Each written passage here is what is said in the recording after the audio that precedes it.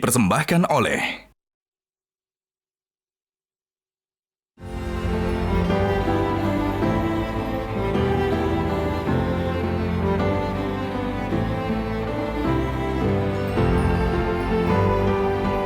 mereka hanya membayangkan aja kan, padahal mereka itu juga berhak untuk memainkan kan, seperti itu. Saya langsung, ini harus saya ajari, harus bisa ini mereka.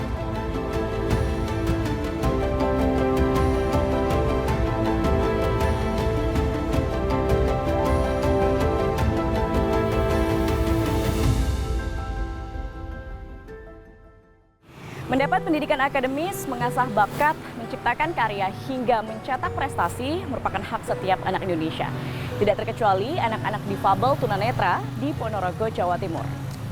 Meski dengan sejumlah keterbatasan, semangat luar biasa ditunjukkan oleh mereka untuk belajar kesenian reog Ponorogo.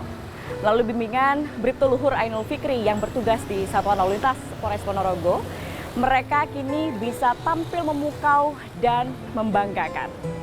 Selama 2 tahun terakhir, Bribtu Luhur Ainul Fikri membantu mereka memberi ruang dan kesempatan yang sama untuk belajar dan bersama-sama melestarikan kebudayaan yang menjadi identitas masyarakat Ponorogo, yakni reog Ponorogo. Secara geografis, Ponorogo terletak di bagian barat Provinsi Jawa Timur dan berbatasan langsung dengan Provinsi Jawa Tengah. Masyarakat Ponorogo merupakan masyarakat agraris yang sebagian besar pendapatannya didapat dari sektor pertanian. Selain bekerja, keseharian masyarakat Ponorogo tidak lepas dari kegiatan seni budaya.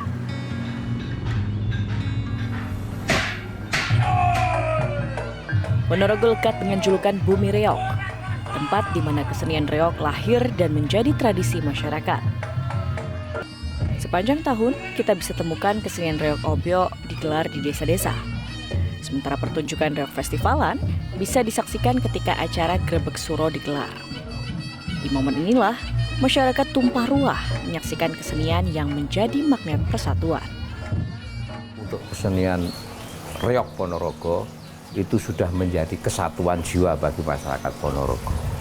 Ya, ini kalau sudah seperti ini bisa dikatakan warok, ya, itu yang insya Allah siap mengayomi semua masyarakat dan juga mengayomi budaya, kekayaan budaya yang ada di Ponorogo, khususnya reog Ponorogo. Mengayomi inilah yang dilakukan Bribtu Luhur Ainul Fikri. Sehari-hari, usai bertugas di Satuan Lalu Lintas Polres Ponorogo, Bribtu Luhur mengajar kesenian reog yang sudah digelutinya sejak kecil di Panti Asuhan Tunanetra Terpadu Aisyah Ponorogo. Jadi berawal dari moto hidup saya, sebaik-baik manusia itu yang berguna atau bermanfaat untuk orang lain. Kemudian oleh Tuhan, saya diberikan kemampuan untuk bertalenta menjadi seniman reog Ponorogo. Kemudian alhamdulillah juga saya diberikan amanah menjadi seorang anggota Polri. Bagaimana kemampuan saya tersebut bisa saya salurkan kepada orang lain, utamanya anak-anak difabel tunanetra. Kemudian alhamdulillah dapat dukungan juga dari pimpinan kami, Bapak Kapolres Ponorogo utamanya, Bapak AKBP Anton Prastio. Jadi menambah semangat saya untuk ngajari mereka. Kemudian ditambah lagi semangat anak-anak sendiri, anak-anak tunanetra itu. Mereka sangat antusias dan sangat senang sekali bisa menerima saya, sehingga mereka sangat semangat untuk memainkan, sehingga menambah semangat saya untuk ngajari mereka, sehingga alhamdulillah sampai saat ini mereka sudah dikatakan bisa. Sejak kapan sih mulai melatih adik-adik ini belajar reog Ponorogo? Terus bagaimana kesan pertama ketika melatih mereka? Saya ingat bulan Februari tahun 2022, sekitar 2 tahun lebih Mbak ya, saya datang ke sini. Kemudian awal-awalnya sih masih canggung ya, karena belum kenal ya. Kemudian mereka lama-kelamaan mengenal, jadi semakin lama saya sudah dianggap keluarga sendiri. Sampai saat ini pun alhamdulillah semakin akrab. Jadi saya selain rutin hari Jumat sore, itu memang sesuai perintah pimpinan, Jumat sore itu saya ditugaskan khusus untuk ngajari mereka. Namun di luar itu pun saya juga sering kesini juga untuk silaturahmi gitu, di luar dinas. Walaupun salah tetap terus berjalan ya. Biar tahu. Sebelum latihan reok kan pernah masuk ke ruang-ruangannya, Mbak. Dia dengerin reok, Mbak. Dengerin, kan ada radio nih. Dia juga berusaha mengikuti berita yang sekarang di Ponorogo itu apa sih yang tren gitu kan. Dengerin reok gitu. Terus sempat bertanya, "Pak, ini ada reok, Pak, di mana?" Di sesuai radio ini di desa sana gitu. Saya merasa mereka hanya membayangkan aja kan, Mbak, seperti apa. Padahal mereka itu juga berhak untuk memainkan kan seperti itu. Saya langsung, ini harus saya ajari, harus bisa ini mereka.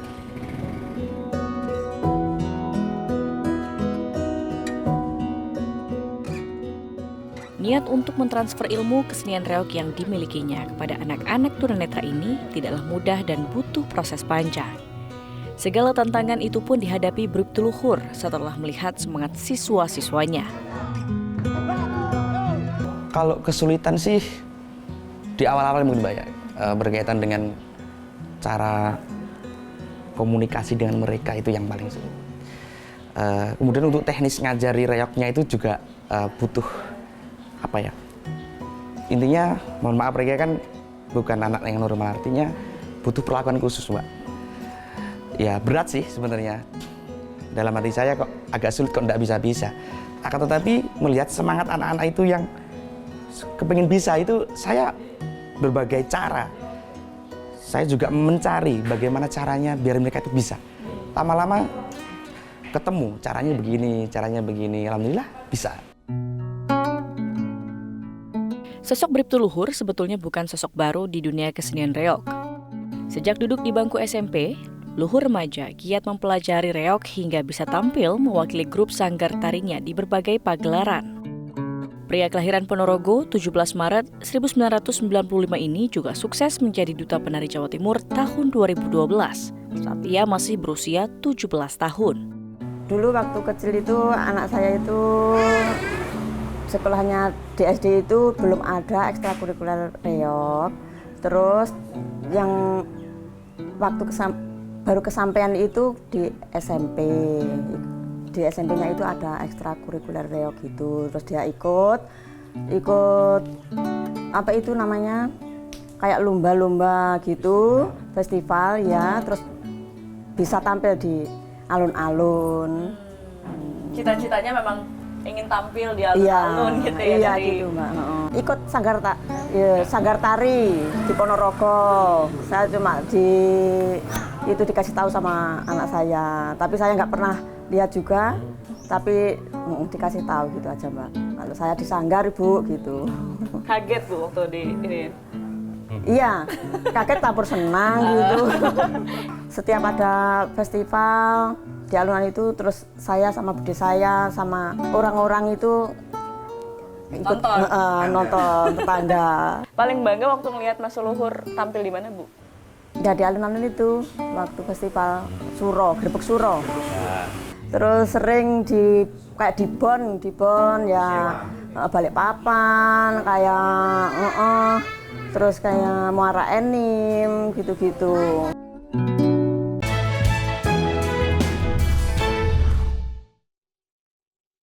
Dipersembahkan oleh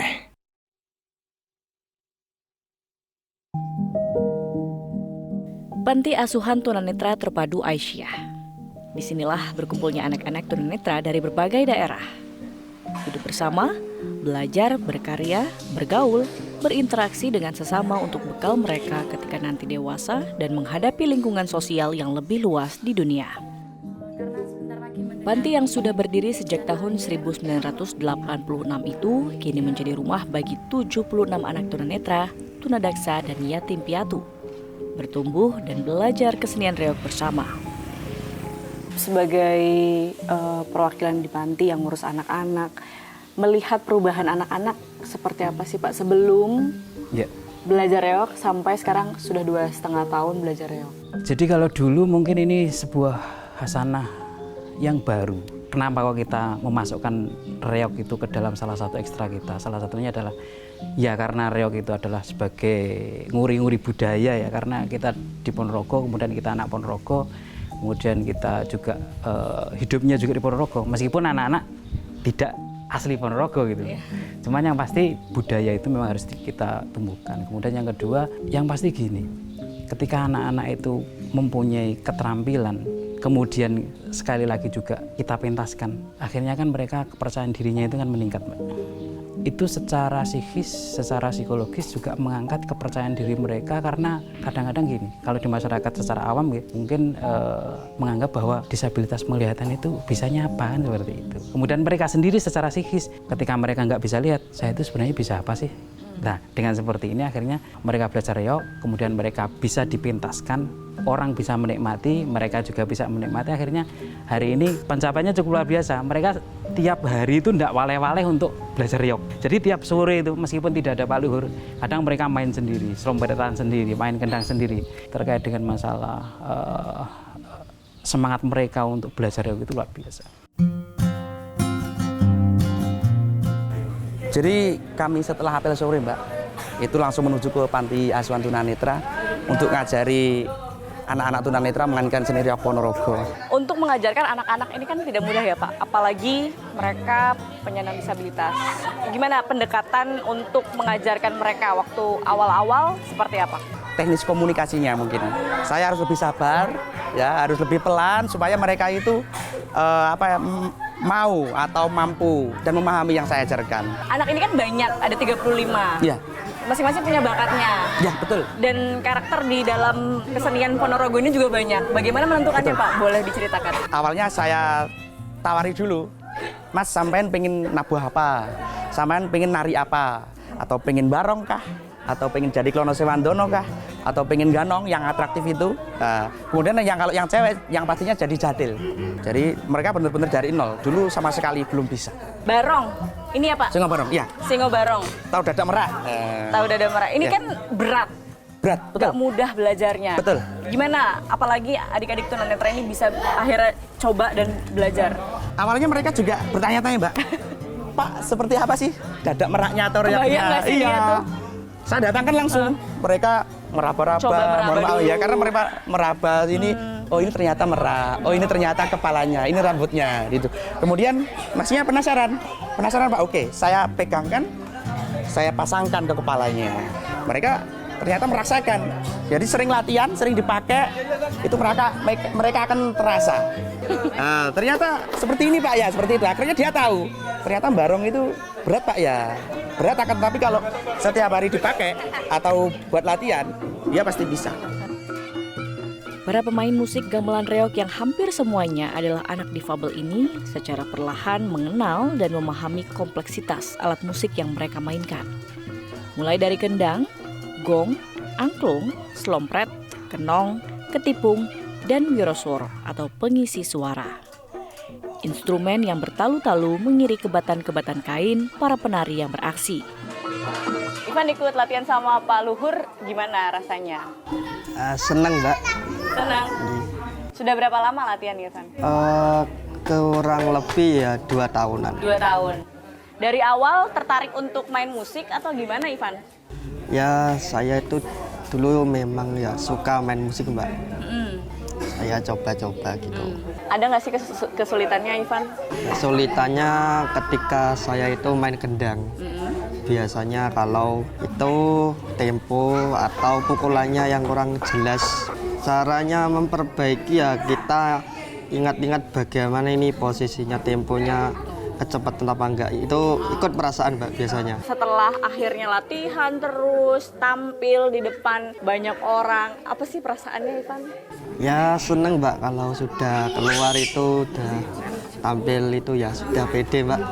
Ya malu-malu juga, Mbak, sebenarnya. Minat dan bakat anak-anak spesial ini dalam kesenian juga diakui oleh guru mereka di sekolah. Haris dan Arya yang bersekolah di SMA 1 Muhammadiyah Ponorogo ini misalnya. Walau berbeda dengan teman-teman lainnya, di sekolah inklusif ini, Haris dan Arya tetap bisa menyalurkan bakat mereka di bidang musik. Haris sama Arya ini kan harus ada perhatian khusus. Teman-temannya di kelas ini juga sangat mensupport Haris sama Arya.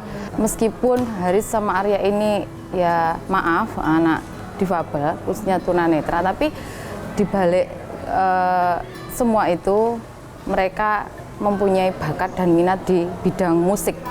Nah, contohnya si Haris sama Arya ini bisa memainkan alat musik seperti gitar, terus dalam seni reog biasanya memainkan alat kendang itu mereka bisa, kadang itu kalau di sekolah kalau sudah bermain komputer itu mereka bisa bermain piano lewat aplikasi komputer, dan kadang musiknya itu biasanya ya dibuat sendiri oleh mereka. Meski berbagai kesulitan dihadapi, dengan ketekunan dan kecintaan mereka terhadap musik dan seni reog, Haris dan Arya berhasil menunjukkan kemampuan mereka. Saya salut terhadap mereka. Kita saja yang normal, kadang untuk menunjukkan bakat dan minat itu juga malu ya. Tapi mereka luar biasa. Di balik ketidaksempurnaannya, mereka mempunyai bakat dan minat yang luar biasa yang bisa ditunjukkan kepada semua orang. Bahwa saya keadaan seperti ini loh, tapi saya bisa mencintai musik, bisa bermain musik, terus akhirnya bisa ditampilkan dalam kesenian reog.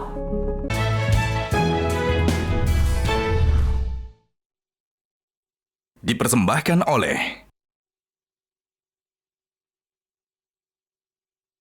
Meski kegiatan seni reog tidak bisa lepas dari keseharian, sebagai abdi negara di Satlantas Ponorogo, Bribtu Luhur tetap mengedepankan tugasnya sebagai satuan Polri yang melindungi dan mengayomi masyarakat secara umum.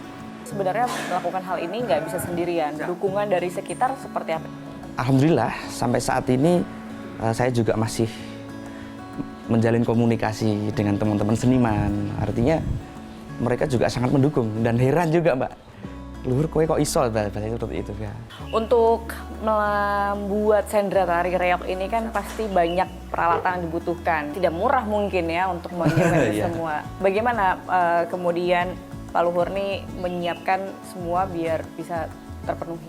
Yang pertama melihat dari kantong saya pribadi sih sebenarnya. Ini berawal dari niat saya pribadi, tidak ada paksaan atau perintah atau siapa itu. Namun setelah berjalan, pimpinan sangat antusias lah. Disitulah pimpinan juga mensupport, artinya mungkin donatur juga dari teman-teman juga yang mensupport saya. Sebagai pimpinan, dukungan juga diberikan Kapolres Ponorogo, AKBP Anton Prasetyo, terhadap apa yang dilakukan Bribtu Luhur dengan kesenian reog dan anak-anak difabel. Pak Anton, melihat kegiatan yang dilakukan Pak Luhur membina anak-anak tunanetra, Pak Anton sebagai Kapolres, bagaimana pandangan Anda? Tentunya sebagai pimpinan saya merasa bangga dan mengapresiasi apa yang dilakukan oleh Bribtu Luhur dan terutama terkait dengan pembina anak-anak yang disabilitas. Dan kita tahu bersama bahwa Ponorogo ini identik dengan reog, dan ternyata dari beberapa anggota saya yang berkecimpung dengan dunia reog, Pak Luhur ini punya kekhususan sendiri karena dia mau dan mampu membina reog anak-anak disabilitas. Dan beberapa kali dipentaskan, baik itu di Polres maupun di tingkat pemerintah daerah Kabupaten Ponorogo. Dukungan apa yang diberikan oleh Polres Ponorogo terhadap anak-anak ini? Karena memang ini bisa dibilang, bisa dikatakan di bawah naungan Polres Ponorogo. Betul. Ya Pak ya. Jadi beberapa kali kesempatan setiap ada kegiatan, khususnya pada saat acara serah terima dan kegiatan-kegiatan seremonial terkait hari ulang tahun Bayangkara dan lain sebagainya, kami selalu mengundang anak-anak disabilitas itu yang di bawah naungan Pak Luhur untuk menunjukkan kemampuannya dalam beratraksi kesenian reog ini. Dan itu saya yakin menambah keyakinan dan kepercayaan diri mereka dalam menghadapi dunia ini tentunya. Ada pesan Pak untuk anggota satuan yang lainnya, karena ini kan yang dilakukan adalah hal positif yang mungkin bisa menjadi inspirasi ya Pak ya? Hal positif yang bisa diambil dari apa yang dilakukan oleh Pak Luhur dan menjadi contoh anggota yang lain bahwa kita tidak hanya sekedar bekerja, tetapi bagaimana apa yang kita lakukan itu bisa bermanfaat buat orang.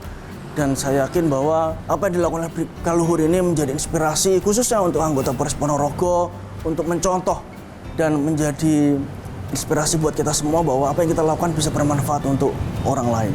Dan saya sangat bangga menjadi pimpinan daripada Bribtu Luhur. Selama mengasuh anak-anak difabel, Bribtu Luhur kerap menjalin komunikasi dengan orang tua siswa.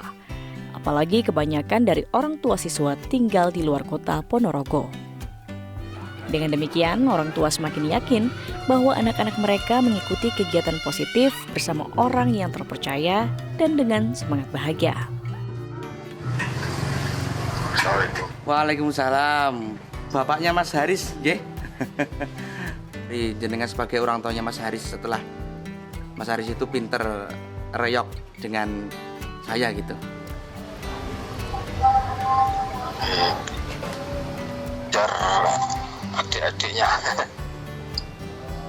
bisa mengajari adik-adik kelas. Intinya ditularkan ke adik-adik kelasnya, ngeten nggih, ilmunya Mas Haris bisa seperti itu mungkin nggih. Ya ikut belajarnya tadinya itu sama Pak Luhur itu, di sana ada ikut latihan-latihan gitu. Ya tadinya ya kondisi gitu ya nggak nyangka aja kalau kondisi gitu bisa main reok gitu kan, nggak nyangka gitu. Semenjak ya kegigihannya Pak Luhur itu terus mendidik anak-anak yang di panti itu, termasuk Pak Hari itu, ya biasanya bisa gitu.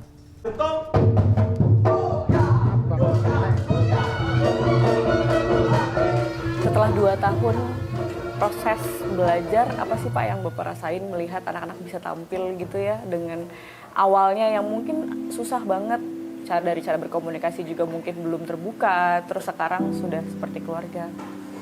Saya itu pertamanya datang ke sini itu bengong, artinya diem. Karena saya belum terbiasa dengan mereka, jadi merenung gitu. Tapi lama-kelamaan sudah biasa, sudah akrab kan. Saya terharu lagi. Ternyata mereka bisa. Saya sampai berepes. Ternyata mereka bisa. Bisanya itu apa ya, nangkepnya itu luar biasa, Mbak. Setelah saya kasih materi itu, malah kadang-kadang saya yang lupa materinya apa kemarin, dia masih ingat terus. Kemarin yang ngajari Pak Luhur seperti ini loh. Oh iya Mas. Mereka itu dari nol, Mbak. Dari nol. Sama sekali tidak tahu. Jadi saya datang bawa alat itu. Ini namanya kendang, Mas. Ini namanya gong. Ini namanya selompret. Ini namanya angklung. Ini namanya singobarong. Ini namanya klono sewandono. Bujang ganong, warok jadil. Itu saya yang khusus tunanetra ya. Saya pegang tangannya.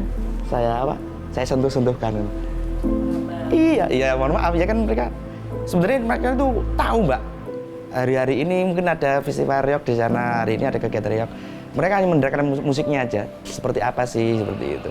Tapi ketika saya sentuhkan, ini loh reok Ponorogo seperti ini. Reok Ponorogo seperti ini. Ya saya terharu karena luar biasa. Ya.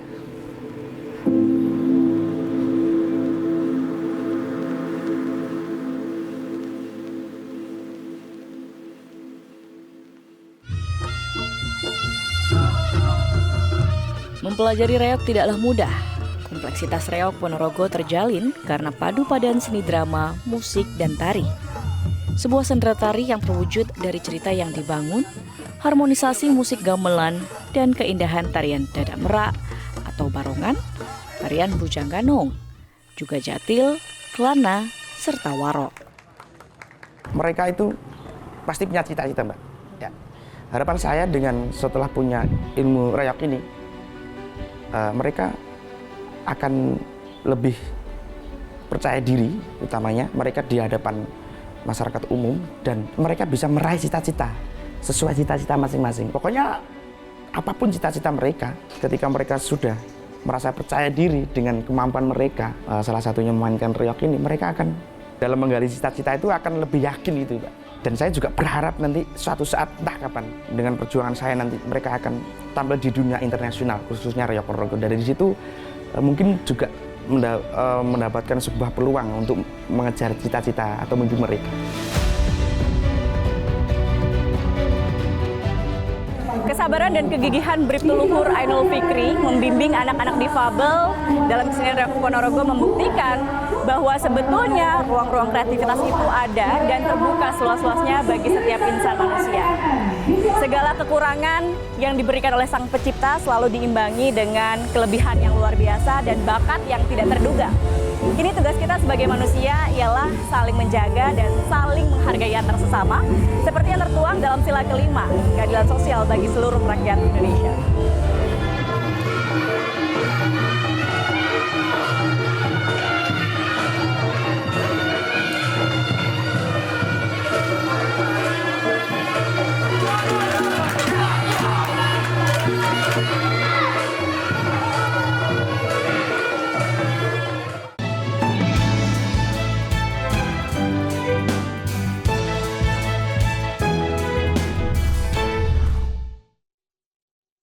Jelajahi cara baru mendapatkan informasi. Download Metro TV Extend sekarang.